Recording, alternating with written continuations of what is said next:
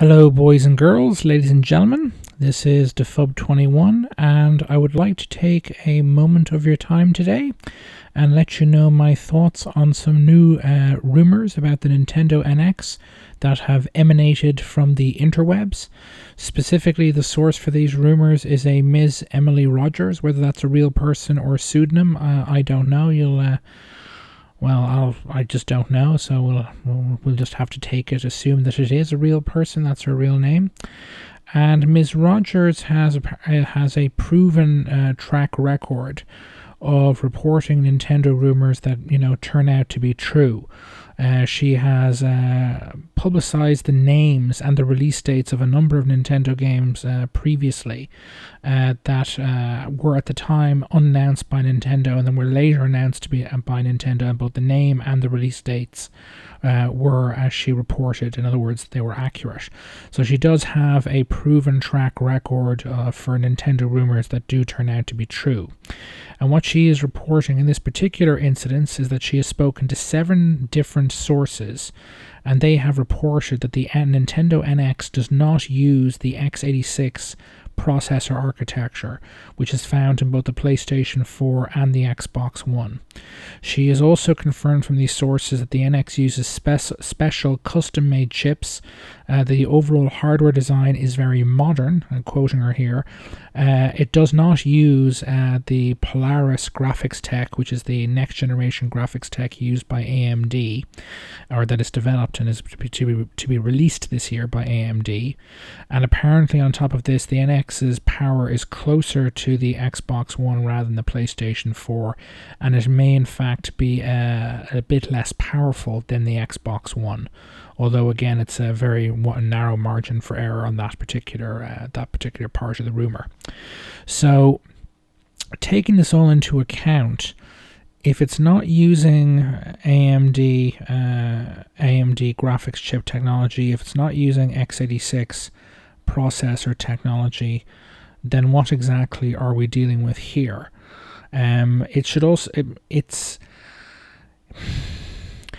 The theory I have, and this is it's a theory only, of course, I have no other information but this rumor to kind of back it up, is that if this turns out to be true, there are only really 2 alternative processor architectures that Nintendo could go with.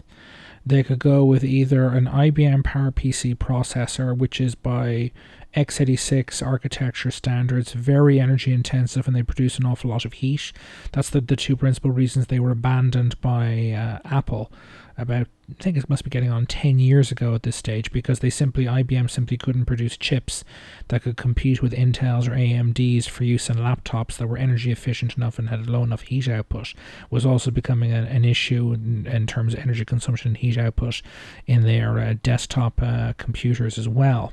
The other option would be an ARM based processor technology. ARM is a British company that specializes in making processor technology for use in small compact devices, smartphones, tablets.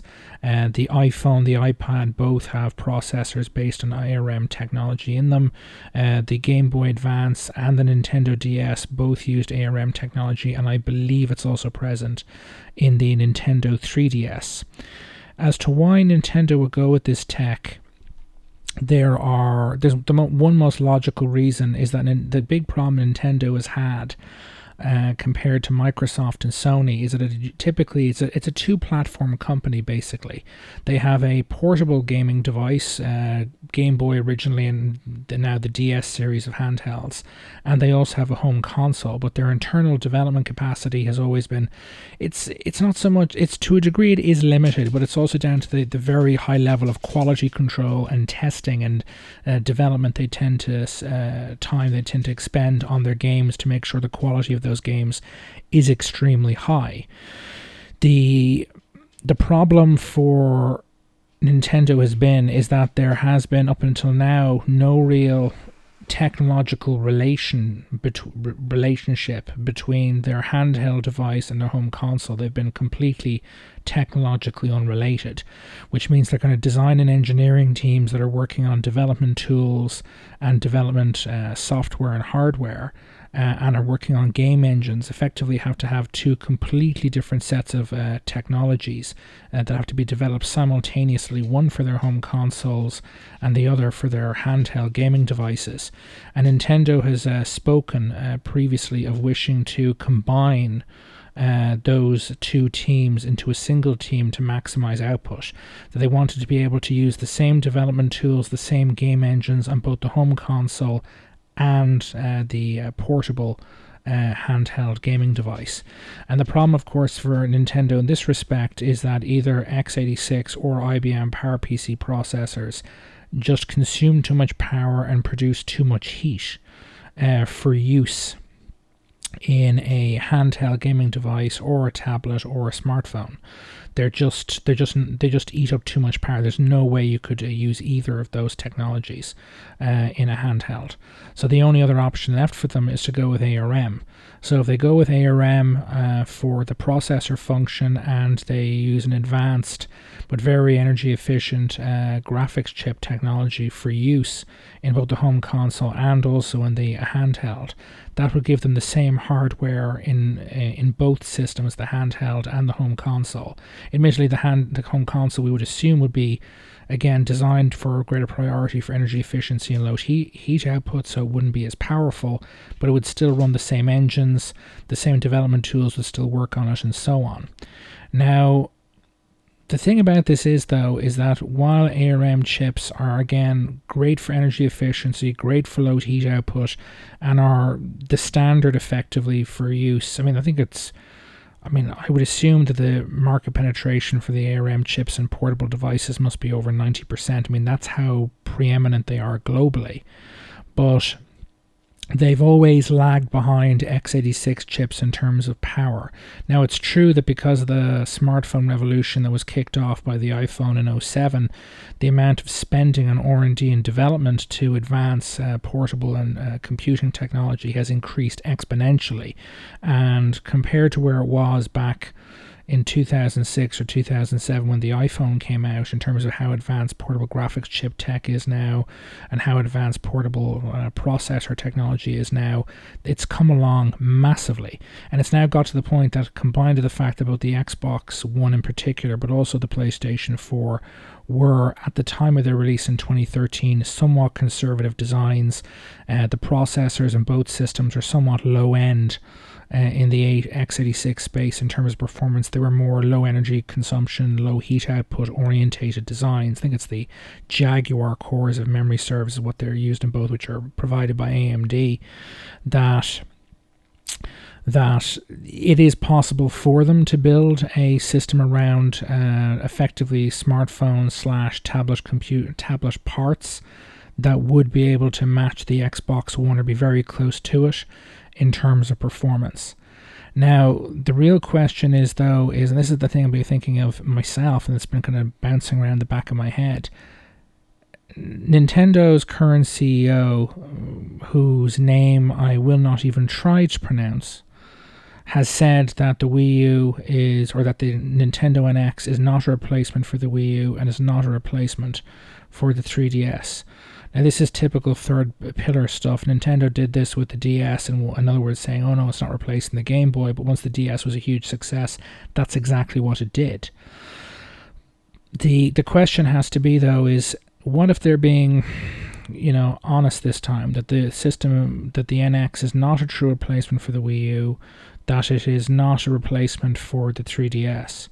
What else could it possibly be? And if it is true that it's using ARM processor tech, that it's using a mobile graphics chip, which should probably be, at this stage, if it's not AMD, it has to be NVIDIA, which means some sort of NVIDIA Tegra, or is it Tigra, I don't know how it's pronounced, graphics chip technology in portable form, which is literally just a physically small version, the same graphics chip technology they use in their there's the same graphics PC graphics cards they have in production at the same time as the Tegra chips, whichever generation of Tegra chips they're using. Pardon me. Is it possible that if they are going with a Tegra-based system, it's an S system on chip, just like in a smartphone, it uses ARM technology just like a smartphone? Are we getting a micro console from Nintendo in May next year. Now, for those who don't know what a micro console is, they were a bit of a... They're still going on to a degree, but their kind of high point of this, what I would call a fad, was really in the later stages of the last console generation, probably between 2010 and 2012, before the Xbox One and the PS4 were announced, where the Xbox One was, was 7 years old in 2012, 6 years old in 2011. The PlayStation 3 was 6 years old in 2012, and they were hitting the limitations of what developers are hitting the limitations of what the systems were capable of doing. I mean, the difference between the games that launched at the 360 and the last games of the platform, particularly Halo 4, are colossal in terms of the quality of the visuals, gameplay, game design, you name it. But the Xbox 360 and the PlayStation 3, the developers, publishers had definitely hit a brick wall with them in the last probably 2 to 3 years that they were on the market. And people were looking for something else. And it seemed a couple of individuals and a couple of businesses did see something of an opportunity there. Well, maybe if we could come in with this alternative system that's, if it's a low enough purchase price, we might be able to sell a few systems and make a bit of money. And one of the most high profile and most notorious examples of this was the Ouya. The Ouya was intended to be this kind of open source micro console. It was like a console plugged into a wall socket, like a console had a fan, cooling its inside, its components and so on. But it was running on mobile smartphone chip type technology rather than the kind of more conventional stuff you'd find in a console. And as a result, hence the name micro console, it was very small, very compact. And was at, I think it was $149/euros when it launched eventually, was also pretty damn cheap. Now, the Ouya got into trouble. I mean, it was crowdsourced to the tune from Kickstarter, I think, of about $8 million, but they got into trouble relatively quickly. And eventually the company was bought out by, I believe it was by Razer, which are a peripheral manufacturer, and Razer did produce their own micro console, have done so since.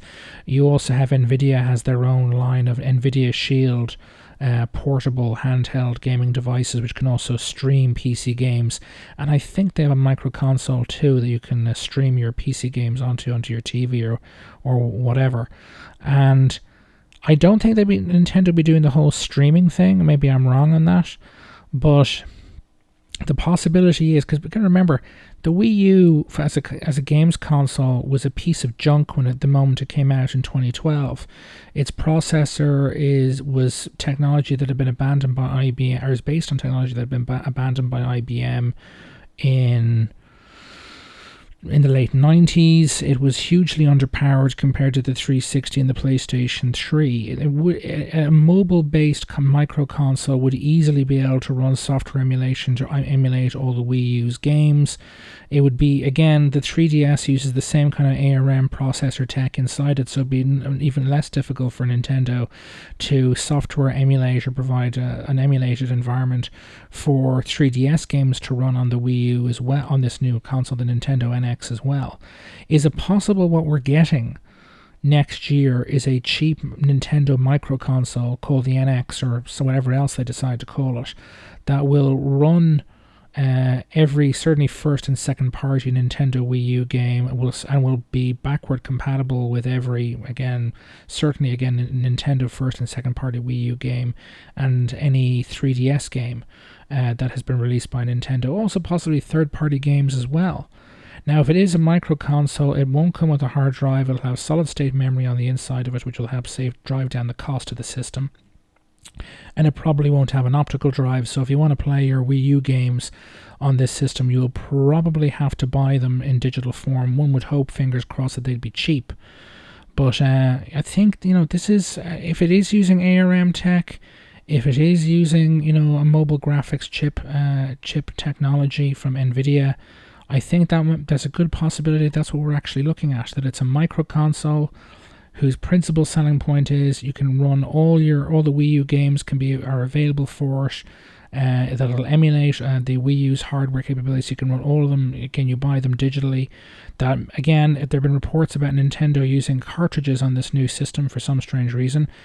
If it's designed to be able to run all 3DS games. The 3DS uses cartridges. That would make some sense. So you can, if you've got you could pick up a 3DS game cartridge, say secondhand on eBay, and you don't even own a 3DS, and just plug it into your NX, and your NX will play it fine. That would certainly be something. And again, the Wii U was the most expensive games console Nintendo has ever launched, and it was a $350/Euro proposition when it launched. Third-party support disappeared within a matter of months. Certainly Western third-party support disappeared within a matter of months of it hitting the market. I was myself, and I think most people out there, gamers out there, were never going to spend $350 on a system just for a smattering of Nintendo games, even though some of those games may be truly excellent. And I think it's possible Nintendo's come to the conclusion, well, without third-party support, our next system needs to be cheap so that it's a low-risk buy for people. And if they go with a system-on-chip type design, ARM processor functionality, NVIDIA Tiger graphics, system-on-chip, in other words, a single silicon chip with a vast bulk of the components built into it, it could be really cost-effective. If there's no conventional physical hard drive, that'll save even more money. If there's no optical drive, because that takes a lot of manual labor to assemble those things, that saves even more again. And it's possible, I mean, again, particularly considering how underpowered the Xbox One and the PlayStation 4 are, particularly in terms of processor capabilities, it is could they potentially release a system for around Xbox One level capability for $199? Maybe slightly more. I mean, it sounds a bit crazy, you might think, but you got to remember the hard drives in a PlayStation 4 and the Xbox One cost around $100 each, because you can't really shrink the cost of a hard drive down below that, no matter how low its capacity, because they take so much manual labor to assemble because of all the moving parts. A micro console from Nintendo. That'll be a very interesting proposition indeed. The rumors about there being a touch screen on the controller would mitigate against that to a degree, because that would cost a lot of money, which the Wii U gamepad did as well. It's one of the reasons why the Wii U was so expensive. But I can't rule it out. Anyway, let me know what you think, both in the initial rumors and on my theory as to what these rumors mean in the comments. Whether you think a micro console from Nintendo is a good idea, or whether you think it's a bad idea. And if you haven't already subscribed to my channel, please do so. And if you enjoyed this video, please like it. This is Defub21, signing off.